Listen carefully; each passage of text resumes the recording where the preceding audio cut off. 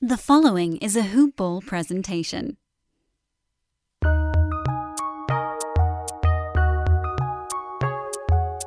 Welcome to the Fantasy NBA Today podcast.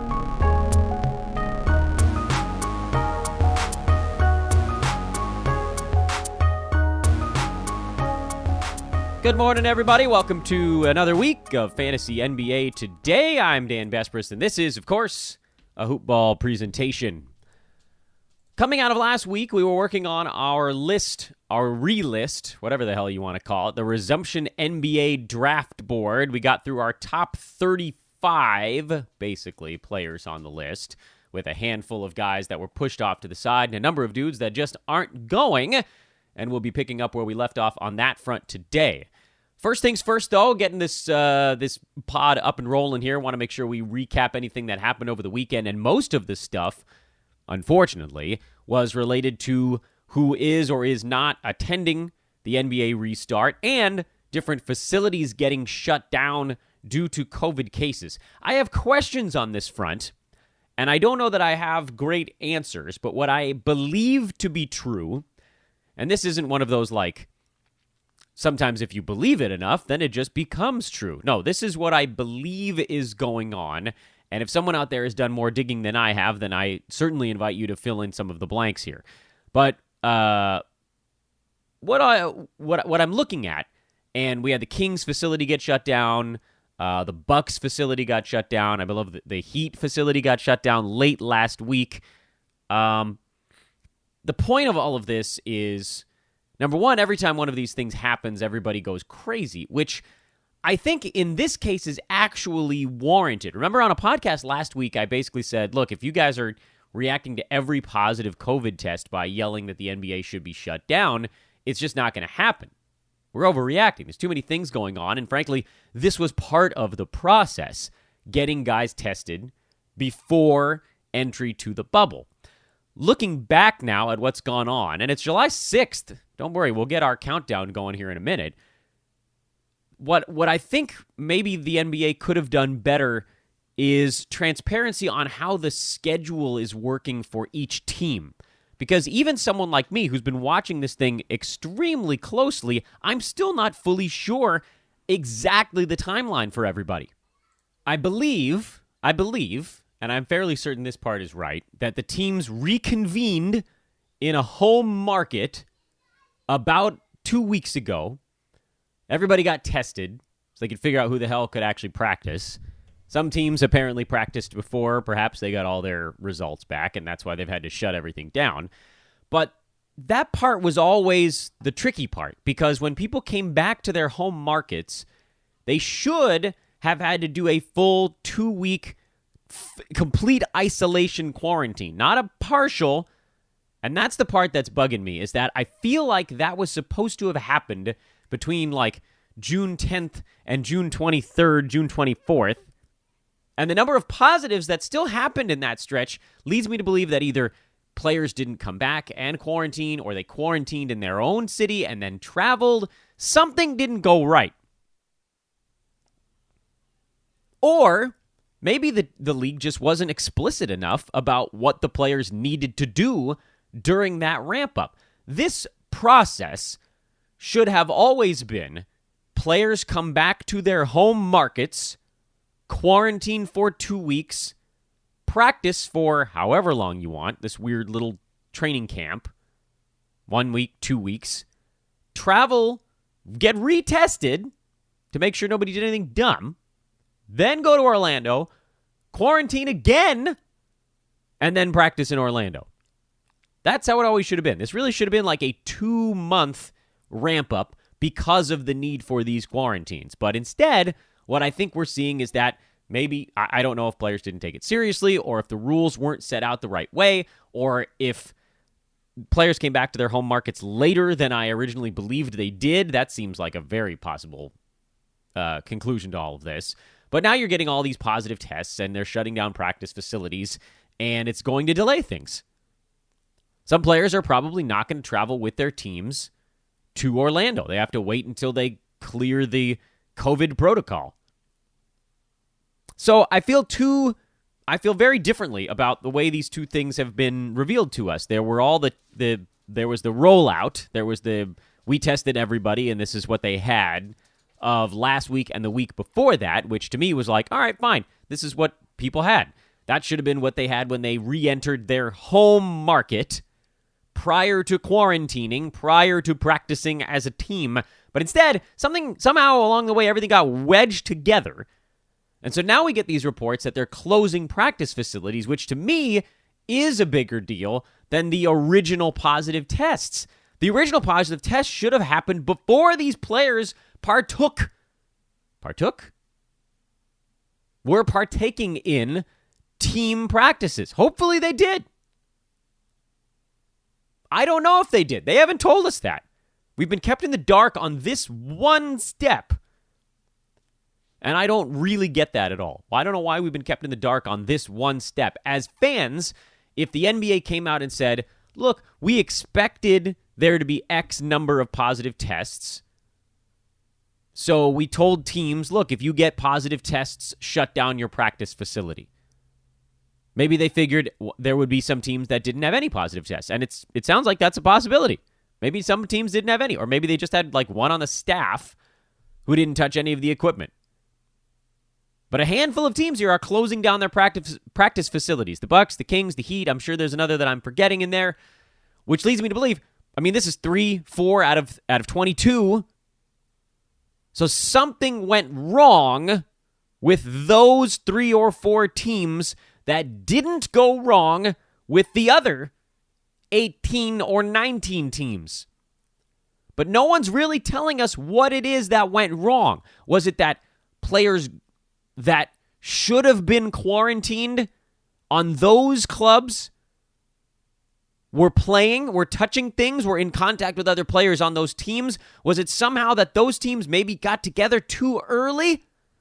Did they get together before test results came back? Something went wrong with only 3 or 4 of the 22 teams. Somehow, the other 18 or 19 seem to be doing this right. But what was the thing that went wrong? Did a player that initially tested negative test positive 2 days later? That's a possibility. Perhaps there was an exposure while they were traveling back to their hometown or their team's hometown. This is why this stuff needed to be spread out farther. They needed to be able to travel and then quarantine, because you get exposed when you travel, unless you drive yourself across the entire country in a car. Don't see anybody else. Coop up in an automobile. Don't run into anyone. Don't sleep in a hotel. Don't do anything. That's the one way. If they took a plane, exposures. If they slept in a hotel, exposures. All these things. When they got back to their home market, players should have had to sit for 7 to 10 days, then get tested. Maybe less. I guess you could get tested less than that, because even if you're an asymptomatic carrier, sit for 4 days. Then get tested. Then if you have to close your practice facility down. I don't know. Something went weird. Something went cockeyed with these 3 or 4 teams that didn't with everybody else. And I want to know what it is. And they're being a bit secretive, because everybody seems to have some COVID tests, and some teams don't have to close their practice down. How is it that those teams are able to keep it open? What was different? The only thing I can think is that on those teams, the players that tested positive weren't in the facility. They quarantined the right way. I don't know. So as little fear as I had last week with the entry positive test, because we knew there'd be some. If you expected them to be 0, it's madness. That just wasn't going to be the case. As little as that bothered me, because I thought, all right, fine, you quarantine these guys. The fact that places are shutting down and we don't fully understand what they did wrong versus other spots that got to this point, that does actually worry me a little bit. But whatever, we forge ahead. No one's come out and said Kings closed down their practice facility, so we're just not going to do this thing. It just seems like if there were exposures on these teams, then, how many other players could end up with it?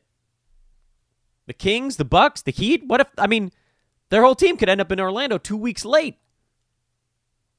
They may not get a real training camp. Then you're looking at injuries and just, I'm telling you, man, I know everybody on the team isn't going to get it, but I don't, something smells off about this part. But whatever, we're just going for it, so screw it. And I'm, again, selfishly, I'm glad, but something weird going on here. 24 days away from the NBA's restart.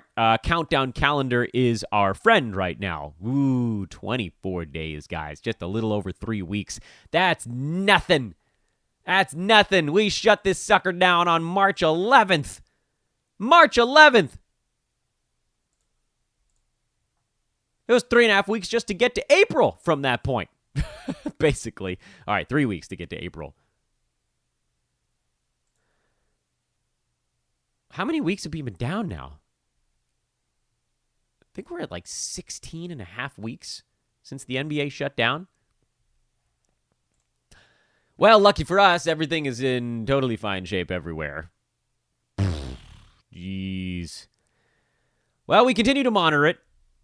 My heart can't take this kind of up and down. One day, everything seems fine. The next day, everything's a disaster. The NBA, MLB, who's going to make it? Anybody? Everybody's placing odds on these things. Will it restart? Will they get to the end of it? We just don't know, man. It's all based on whether someone's an optimist or a pessimist at this point. A pragmatist. All right, well, let's dive back into the fantasy stuff because the rest of this is just stressing me out, and that's enough of that for a podcast. So, Dan, take a deep breath. Whew. Let's get there. Let's do this. Come on, we can do this. We can make it. We can make it, guys. We just need these guys to take this damn thing seriously. As of Friday, we had worked through the top 35, roughly, of our NBA Resumption Draft Board. Again, if you want to play in some of these Resumption leagues, they've got them over at Fantrax. It's the only place I know of right now that has these leagues available, so that's cool. I will be in a Roto Resumption League because I want something to do from a fantasy standpoint. I'm not going to do all this work for nothing. Here's where we're at. If you didn't listen to our shows last week, I'm going to do a quick recap here. I'll try to keep it under 2 minutes.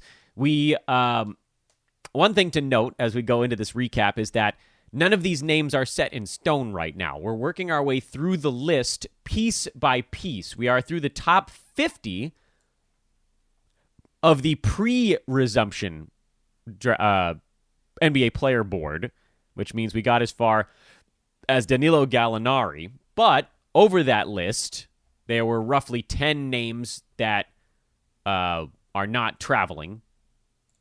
Am I getting that right? Yeah, I think there's about 10 names that aren't traveling, and then 5 additional names that I had pushed off to the side. There were actually 6, but I brought one of them back out of the mix, and that was Brandon Ingram.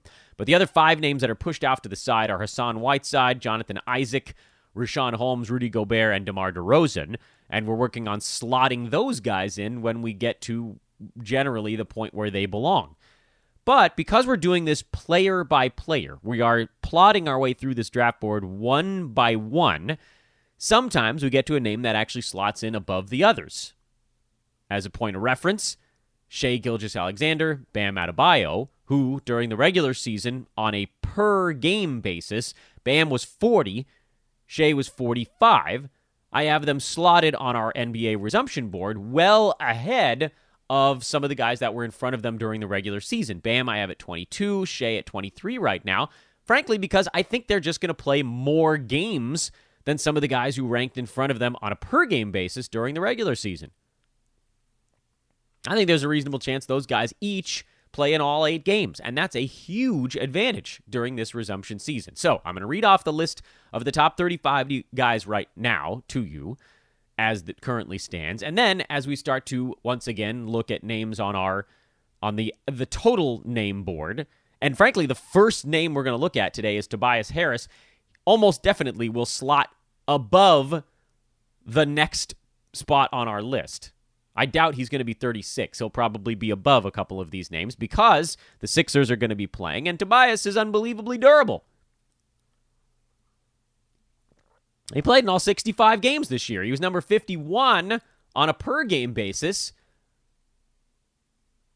and well above that by totals. Who wants to place wagers on where you think Tobias Harris ended up by totals this year? 24. Yeah. Old man squad coming in hot right there because of durability. Consistency and durability. All right, so here's our list. Ace Ventura style, we'll go through a few of these names since many of you heard them last week. James Harden, Anthony Davis, Nikola Jokic, Damian Lillard, Kawhi Leonard, Jason Tatum, Chris Paul, Jimmy Butler, LeBron James, and currently Bradley Beal, although we may find out soon that he's not going, in which case you just shuttle everybody up a spot. Vooch, Porzingis, Doncic, Joel Embiid, Paul George, Kyle Lowry, Giannis, DeAndre Ayton, Ben Simmons, Rob Covington. That's our top 20. Devin Booker, Bam, Shai Gilgeous-Alexander, Chris Middleton, Pascal Siakam. I'm still contemplating moving Middleton farther down. I don't think he's going to play that many games.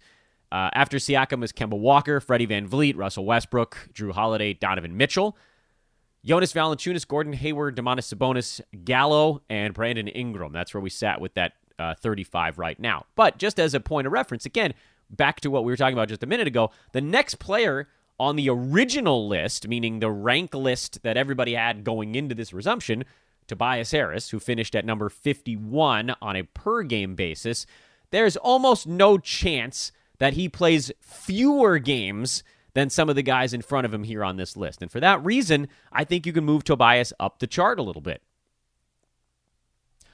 Not that he deserves to be way, way up the board, but I see no reason why he should be behind the likes of, for instance, Gordon Hayward. There's a chance he might leave for the birth of a child. Domantas Sabonis. Those guys should be pretty close, I think. Sabonis could play in all those games. Gallo, he's got to miss one, right? So let's put Tobias Harris just in front of Gallo for now, and we reserve the right to move him farther up the board as necessary. And frankly, as we get more news on guys like Gordon Hayward, we may want to shuffle him down the board a little bit because it sounds like he might miss some games during this resumption season. And he's not the only one. So Tobias Harris slots in at 34. That pushes Gallo and Brandon Ingram down the chart a little bit. Jamal Murray was the next name on the original list. He was number 52 in the pre-NBA at 19 points, 4 boards, 5 assists. We've talked about Denver already. They have a pretty good reason to want to play these games out, and that is they don't want to have to deal with the Lakers bracket. But at the same time, in the Western Conference, the one thing you really don't want to do is fall to a point where you have to deal with the Lakers or the Clippers in the first round, and none of these teams are really in jeopardy of doing that. So for Jamal Murray, I think there's a chance that he maybe sits one game out, or perhaps they just keep his minutes dialed in check for the most part. But I'm going to put him right behind Tobias Harris, and that's going to move Gallo down one more slot. I don't know that I'm going to push Gallo much farther away. I think he's almost guaranteed to sit out one game during this resumption, but I also believe Oklahoma City has a lot to play for, and I expect them to be pretty gung-ho with how they're using their guys. It's why we have Chris Paul so high. It's why we have Shai so high, and Gallo is going to stay relatively high himself. Number 53 originally was Norman Powell. He averaged 29 minutes a game this year, but of course his season was very much a mixed bag in that started very slowly. The Raptors got badly injured. He stepped in and played a monster role while everybody was out, earned himself a bigger role coming back, but really wasn't the top 40 guy when everybody was healthy on this team. And on top of everything else, a lot of his damage was because of percentages. Dude shot 50% from the field, 84 at the free throw line. That buoyed numbers that were also in good shape because of low turnovers. Didn't rebound or assist very much. It was mostly for Norman Powell. He was able to score at a good clip, and his steals were much better this year. Opportunity to get some steals on the floor. So I think with the Raptors staring down the barrel of kind of being in that weird Boston-Milwaukee buffer zone, I don't think that everyone on that team plays all 8 games. There's sort of no reason to do it unless Boston closes the gap early in this resumption campaign. I think we can probably put Norman Powell at the end of our list right now. Just put him at 38. I'll put him behind Brandon Ingram at this point. And we'll probably end up slotting some guys in between those two dudes or even still in front of Ingram as we work our way down the list. It's worth taking a moment also every once in a while, and I don't know that we're there yet, to pause and look at some of the names on our sidebar chart. Guys like a Rudy Gobert, do we think he's going to be healthy enough coming back from the COVID? Where does Hassan Whiteside clock in? Is Jonathan Isaac going to play? I think of all these guys, Gobert has got to be the next one we consider throwing into the mix. And I would venture to say he's pretty close, but I don't know that I would put him in yet, at least not until we get some kind of positive news related to his health situation. Because he said he's still feeling the effects of COVID. We're almost 4 months out from when he actually had it. Let's go ahead and throw Rudy Gobert in there behind Ingram, but in front of Norman Powell. I think he'll probably get drafted before it gets to our slot here, but that's a risk that I'm not super thrilled about taking. Mitchell Robinson was at number 54. He's not playing, so we jump along to number 55, and that was Miles Turner, who also had a little bit of an up-and-down season, actually played much better recently once Victor Oladipo came back. So it's worth noting, Oladipo not going. Malcolm Brogdon still questionable to return for the resumption season for Indiana. And if all those guys are out, I think the first thought is, well, sure. That should be more stuff for Miles Turner to do. But you throw Aaron Holiday into the starting lineup, and there is no chemistry, none at all for Turner. If anything, it helps Domantas Sabonis because he'll just go do stuff. TJ Warren will get some help. He'll go do stuff if everybody's sitting out. But Turner, he's in that pick and pop mold where he needs Oladipo. And last year he needed Darren Collison to get him the ball in the right spot. And some of these other point guards just don't do it for him. So while I have a lot of confidence in Miles Turner to be okay, I'm just not that thrilled about his prospects here if the guys that get him the ball are missing in action. So I'm just going to leave him where he was, basically. I'll put him in front of Norman Powell, who I think slots back a little bit. But I'm not excited about Miles Turner during this resumption campaign. That said, he could pop off and go block crazy and be one of the best players in fantasy because what if he averages 4 blocks a game for 8 games? So there is that other side of it. But, boy, we've seen what he looks like when he doesn't have the guys getting him the ball on offense where he likes it, and he'll zonk out a little bit. Again, we reserve the right to move these bodies around. D'Angelo Russell at 56, not going. Marcus Smart at 57 is going, but to me, had more of a success when guys were out. So I'm going to put him at the end of our list, someone that I think slots lower than his final numbers this year would indicate. Because Kemba's back. Jaylen Brown, Jason Tatum, they're all healthy. Gordon Hayward, healthy. So Marcus Smart now, back to being the 5th wheel as opposed to a 4th. It's a big difference from him. 5th wheel to 4th is a starting gig. Kevin Love, not coming. TJ Warren. This is an interesting one. He was 59 on a per-game basis during the regular season. No Victor Oladipo and no Jeremy Lamb. TJ Warren should be really, really good during this resumption campaign. He was awesome towards the end of the regular season. Terrific percentages, ultra-low turnovers, good scoring numbers, decent enough steals and blocks, combined 1.5. I'd love to see a little bit more rebounding, but with Sabonis and Miles Turner in there and TJ slotted in as basically the permanent small forward, it's just not going to be that much higher. But you could easily see him averaging 20 points a game with no Oladipo and no Jeremy Lamb. And if Malcolm Brogdon doesn't show up, he's going Chuck City. So I actually love TJ Warren during this resumption campaign. And in terms of where I would put him on my draft board, well, that's a little different than where I think these guys are going to end up. But that's the thing. Because we don't really have any idea where people are going, we're not going to have a lot of ADP data to work with. You pretty much just have to get super aggressive. The reason that I promote being so not passive, I don't think that's the right word during a normal fantasy draft. I'd use the word conservative, but I don't want people to take it the wrong way. Let's call it conservative. It's a conservative attitude towards NBA fantasy drafts. I like to use ADPs because then you know where guys are going, and generally you can wait a little bit longer. You could look at it from another standpoint as well, which is I'm actually rolling the dice by waiting on certain guys. It's how you perceive risk. Is the risk drafting someone too early, or is the risk trying to let that person fall to your fantasy team?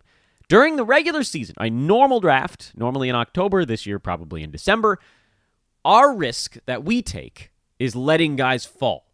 Because to me, the positives outweigh the negatives. The positives there are the guy does fall to you and you get a massive value. The negatives are he doesn't fall to you, you don't get him, but somebody else got him potentially a little bit too early.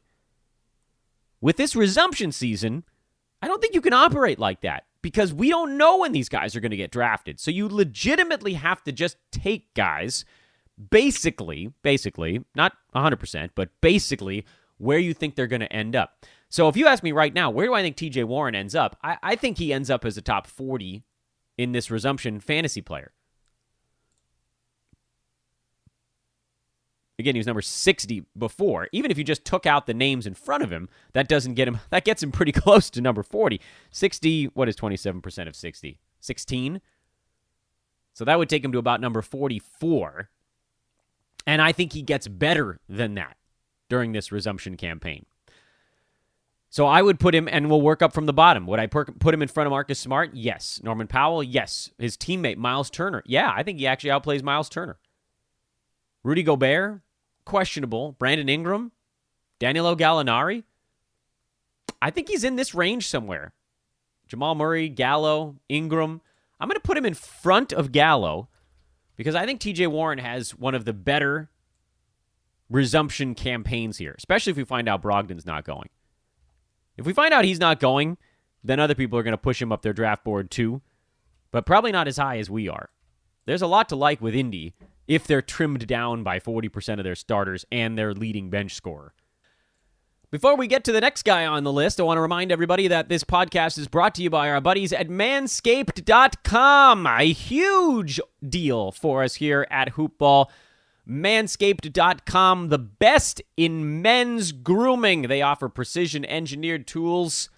They obsess over their technology, and over the last 18 months, they've upgraded the Lawnmower 2.0 to the just-released Lawnmower 3.0 with a built-in LED light illuminating your grooming areas while you're doing it. It's shower-safe. It's water-resistant. It's got a battery life of 90 minutes. Who the hell needs to go 90 minutes on one shave? But if you do, you can. And 20% off and free shipping with the promo code HoopBall20.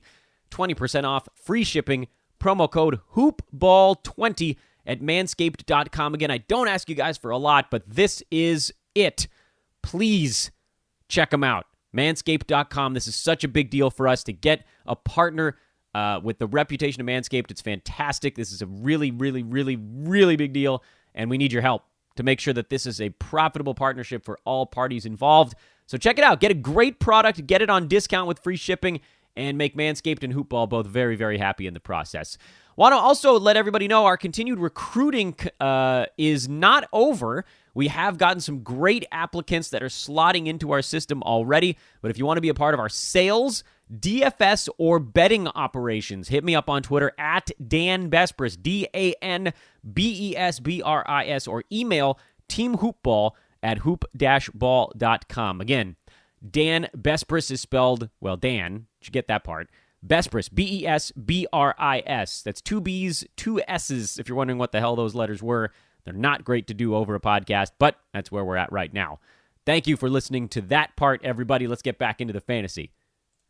Ricky Rubio, number 60, we've heard that he might not play a full allotment of minutes. I'm considering putting him in front of Marcus Smart, but for now, because there's questions over whether he'll play all 8 games and whether he'll even play 30 minutes in the 8 games as kind of the veteran that would be better off just staying healthy and letting the young guys have some fun, we're going to slot him at the end. We'll slot him at the end here.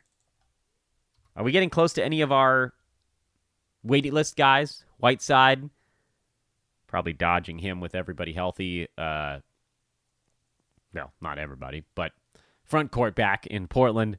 Jonathan Isaac still waiting. Rashawn Holmes, we're starting to get close there on Rashawn.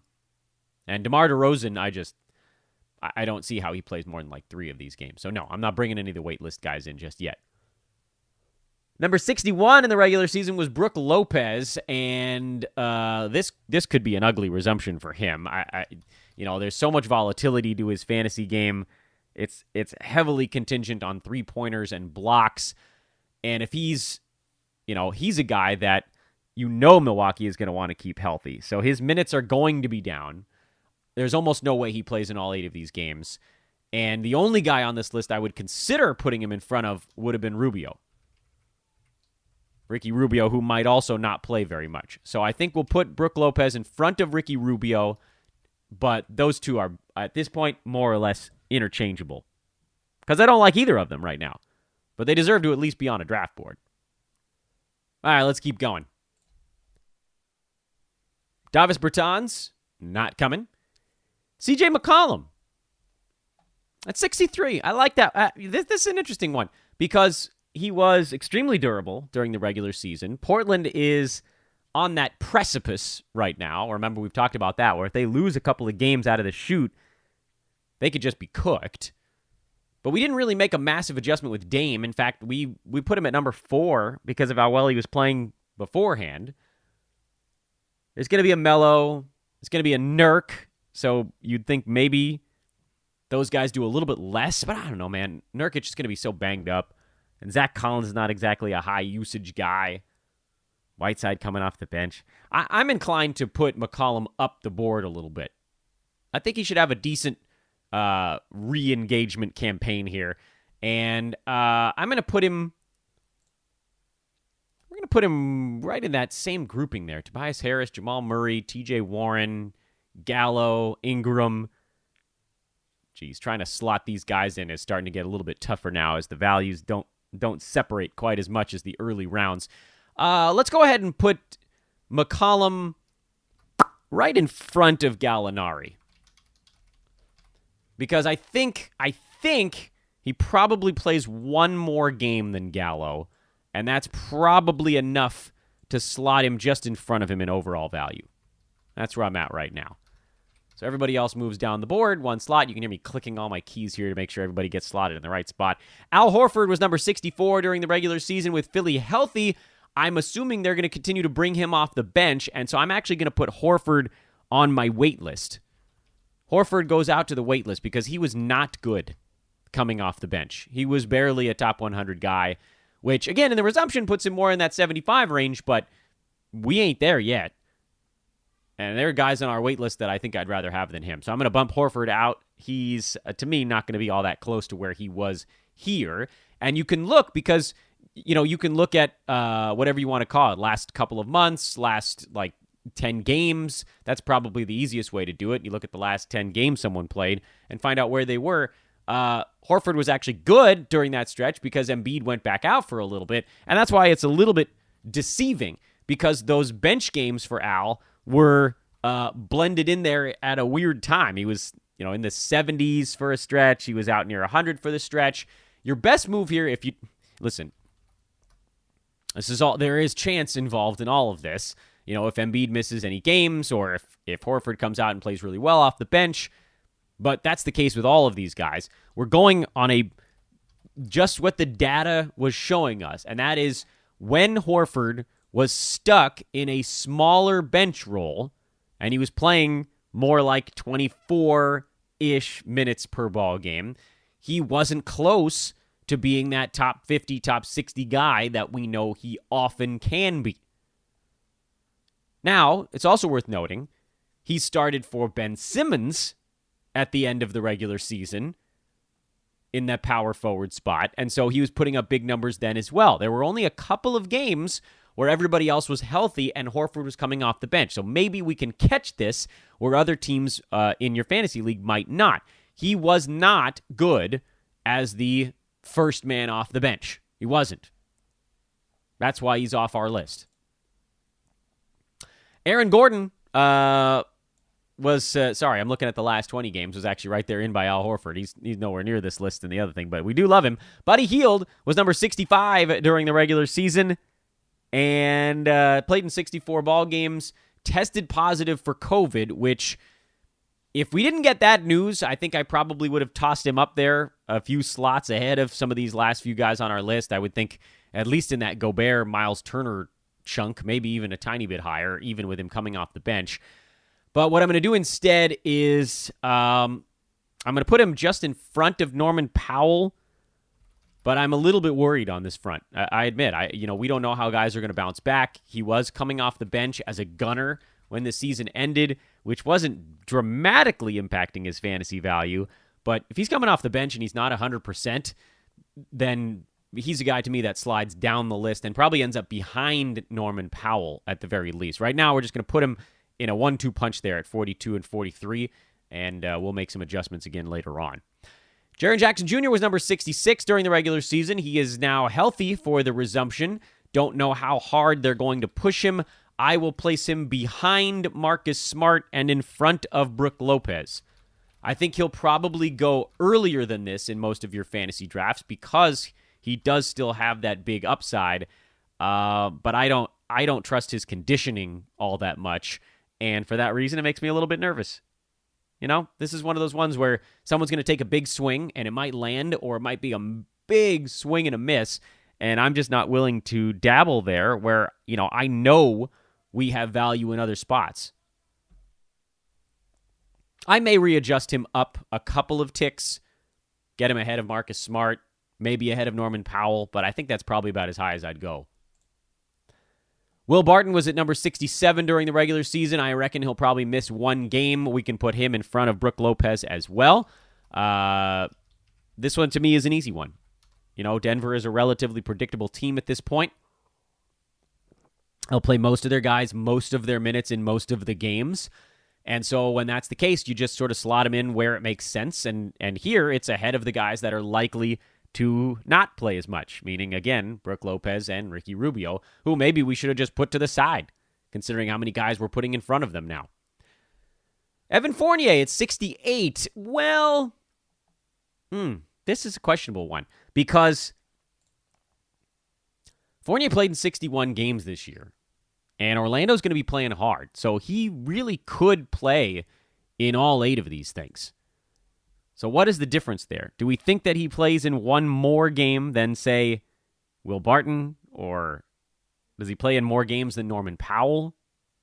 All of these things are reasons for him to potentially jump ahead of those guys, and it might be reasons for us to consider moving some of those other guys down the board. Like, do we think Powell really only plays...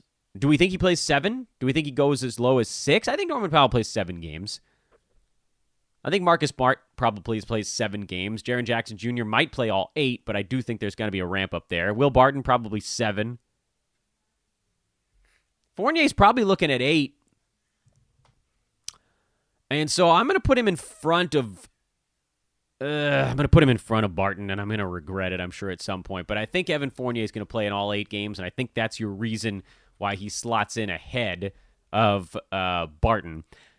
You could almost... So, look, the difference between Norman Powell and Evan Fournier now is not that great, but it's not insignificant now. They were 15 slots apart during the regular season. That's about the difference of one game for these guys, and so that puts them very close. But I think I'd rather have Powell, mostly because I like what he does a little bit more. But again, you could make arguments on this front. Jaylen Brown, it's the same thing again. I think you put him in front of Brook Lopez, and I think you put him in front of Ricky Rubio. Frankly, I'm going to stop readjusting those guys until we're done slotting dudes in front of them, because right now, pretty much everybody is destined to play more than Lopez and Rubio, and so they just keep getting pushed down the board. What about Lonzo Ball? I think he plays in all 8 of these games. I like Lonzo a lot, and I would put him a few slots above these other guys. He was playing really well towards the end of the regular season. I think he's playing in all 8 of these games, and I would consider taking Lonzo potentially even in front of his teammate in Brandon Ingram. He was playing better than Ingram towards the end of the regular season because his game is all about chemistry.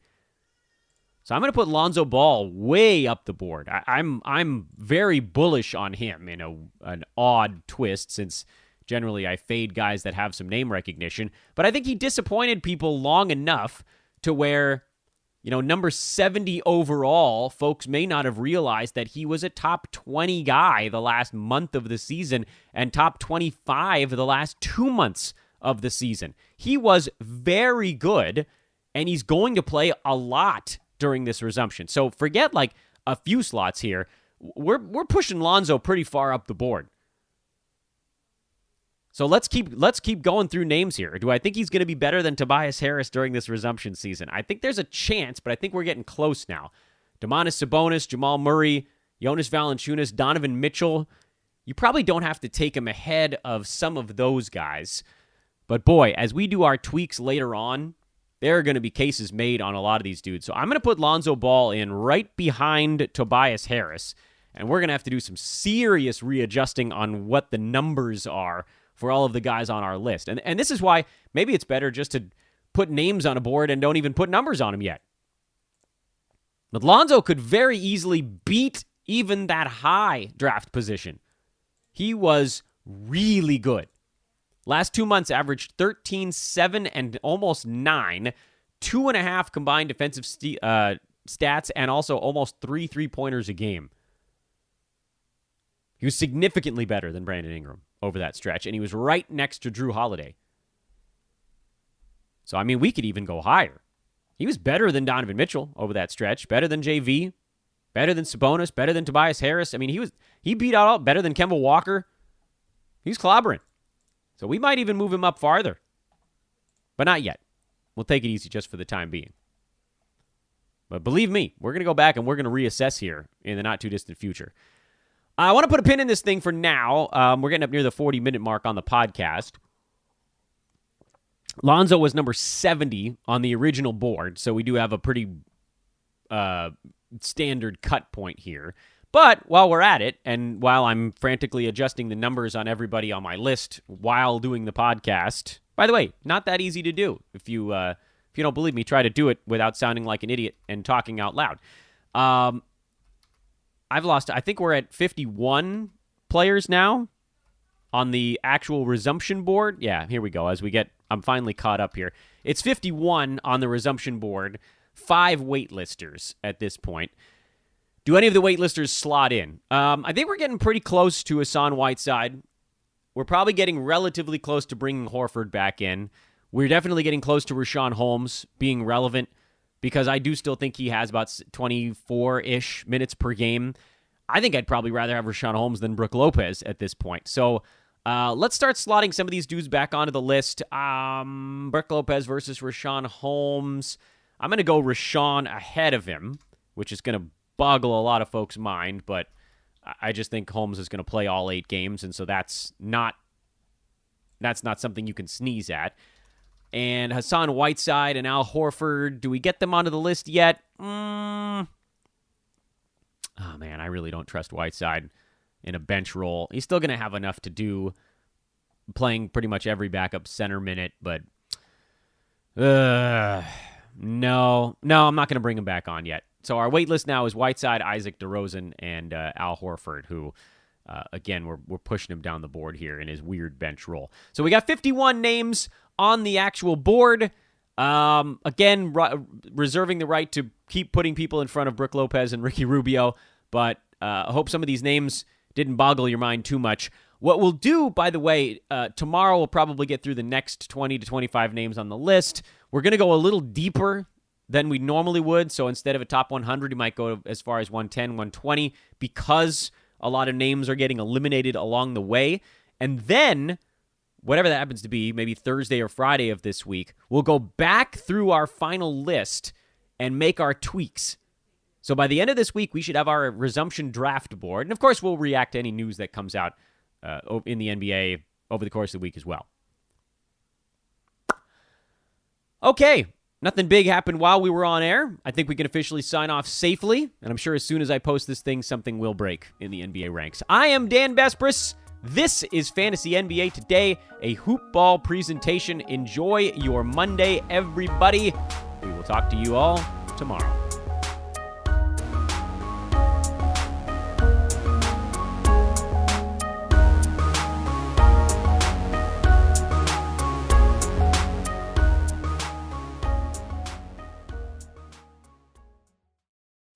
This has been a Hoop Ball presentation.